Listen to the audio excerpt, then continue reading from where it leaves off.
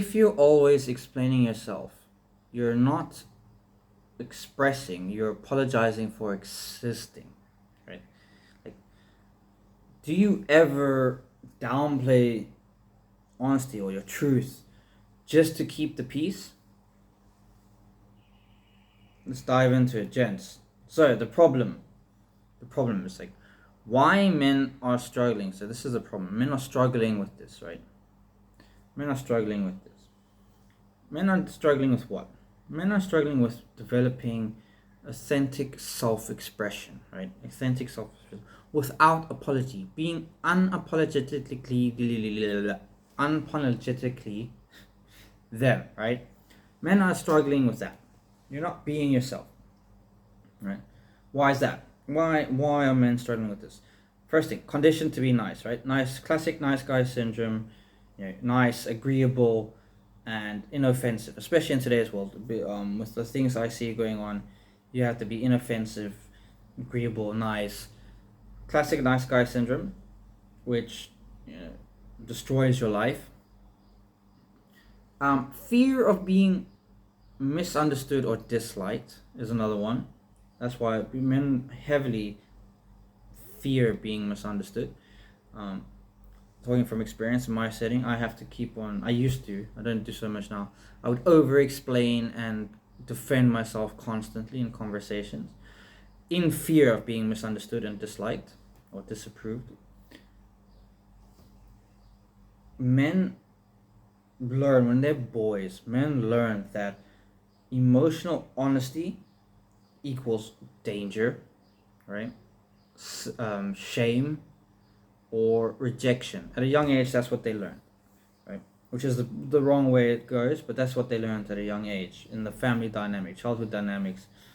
So what happens is they're constantly on top of that. Then the boys are, or men now, are constantly filtering, right?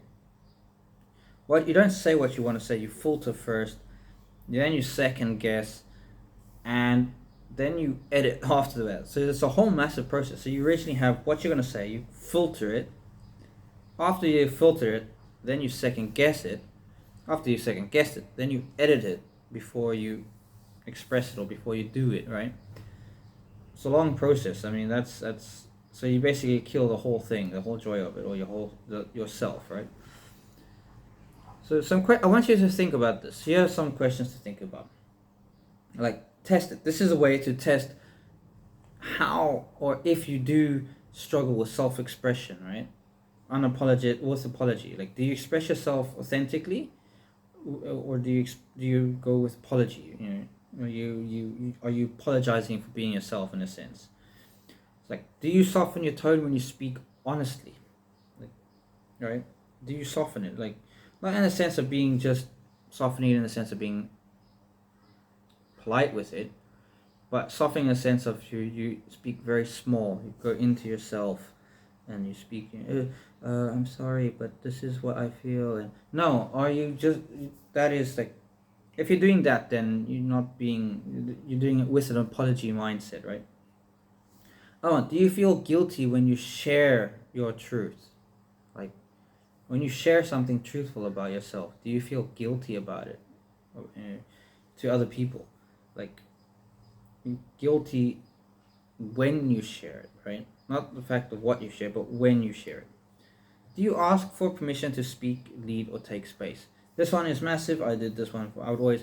I had this. I don't know. I had this thing ingrained in my mind probably from school, but even now I do it in my office every now and then until I catch myself, so I stop doing it. But if I have something I want to ask or something to interject, instead of just speaking up, I would raise my hand and kind of wait there for people to notice my hand is raised, which is kind of stupid. When you've left school, should I say, because that's not how the world works. So, do you ask permission? It doesn't mean you have to just barge in, guns blazing, and dominate everything. No, but you can step up in a nice way, and just instead of asking for permission, just say what you want to say. Find the good gap, and then you say something, right? And then do you edit your words to avoid conflict? Like, This one's massive too. Think about it. Do you edit your words to avoid conflict? And I'm not talking about just small edits. I'm talking about massive edits. Like you sit there and you think, like, well, okay, if I say it like this, she's gonna be super pissed. Da da da da. And then you change the whole thing of what you want to say, and you go a backwards way. You go around the bush to get what you want, instead of just being polite but honest and just saying what you want, whether it has conflict or not. And what does this apologetic expression cost you? What is the cost?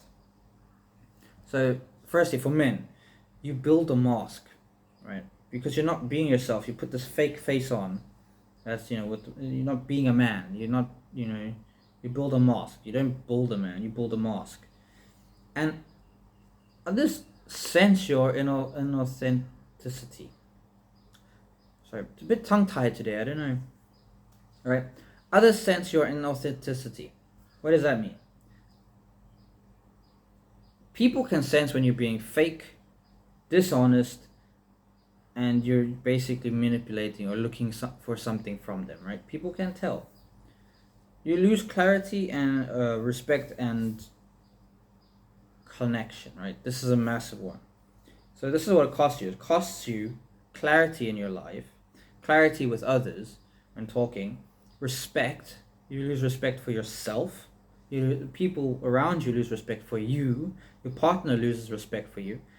And connection. You don't have the connection. You have a false connection, a fake connection.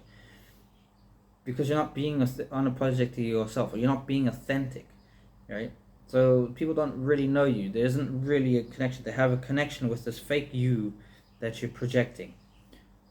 So, and then you trade with that. You trade your real influence that you can have as a man for what? For your family, with your partner, with your community, at work, in all walks of your life. You're trading this real influence that you can build for a temporary approval. Because that approval that you're earning through the people pleasing or whatever is fake, and it's temporary. It's not going to last because it's built on a shaky foundation, right? So how do we develop authentic expression? That's what I want to talk about now. Step one, stop explaining your why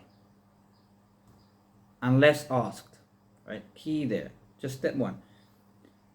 You're allowed to act without justification. You are an adult. You are your own person. You are not a child anymore. You are a man. You can act without justification. Now, obviously, I added the unless asked, right? Because as a grown-ass man that we are, well, trying to be, myself here, you have obligations, you have responsibility. If you've got a wife, if you've got a partner, if you've got kids, you've got an obligation, you've got a responsibility. Then you can't always just act without justification, depending on what it is, right? So in the correct ways you can. So if it's like, let's take it, if it's drinking, for example, alcohol. If you've got a wife, kids, and responsibilities, I would say you are not allowed to act without justification of going to drink there, in a sense. Like, I'm not saying necessarily you have to ask for permission, but if you know that you are prone to have a bit too much, then maybe don't explain, but kind of discuss it with your partner and say, like, okay, well, I'm gonna go drink. Like, are you all good with that? Can you handle that, right? In a sense, like, some people take it too far. That's why I just want to make sure. I don't mean, so you're allowed to act without justification because you are your own person. You don't need to ask for permission. But that doesn't mean do everything without informing your partner or your family and letting them know what is happening. That's just common decency, in a sense. But don't ask for permission, but let them know what's happening, right? Because you're not the only person in that setting anymore. If you're single, hell, then you're allowed to act without any justification to anyone, right? It's your life. You don't have any of the responsibilities tied to you. Go for it. And the next thing is, the next step is practice stating your opinions openly, right? I would say avoid politics, I think, a bit, from personal experience a bit. People generally get very heated or very aggressive, or conflict. There's a lot of conflict with political stuff, I've noticed. I don't generally speak politics. I'm not really interested in politics. I think it's all the same, in a sense. I'm not getting into this, but but practice stating it openly. So drop the softeners. And okay, so what I mean like this: drop the softener words, right? What are the softener words? I think, maybe, just, right? Like these words make it soft. Like I think, no, just state it openly. State it like what it is. Don't put the I think. Take the I think. Take it. Maybe I like it. No, I like it. I don't like it. I will do it. I don't do it. I'd agree with you. I don't agree with you. This is my opinion on the thing. No, I think, like, no. And I'm working with this one as well at the moment. I'm getting rid of the softeners, but I have noticed in some conversations, I do think I come across a bit rudely or arrogantly, trying to drop the softeners. I've gone a bit too far. So you gotta just keep that in mind. Speak slower. Number 3, speak slower with breath. What does that mean? That means like grounded energy, right? Grounded energy equals confidence. Think before you respond. Don't rush through the words in the conversation. Take a breath. Calm yourself. Be grounded. Have presence in the moment, right? That will equal confidence, by the way. And number 4, some of this is in the Speak Like a Respected Man guide or framework. It's linked in the description, and it's also going to be free in the community. So allow pauses and let silence hold, right? What do I mean by that? Silence isn't awkward. Like, what I'm learning now is silence isn't awkward. Silence is power.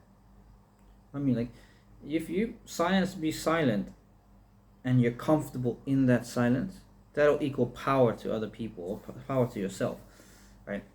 You become across as powerful, confident, relaxed, grounded. And number 5, right? You want to change this.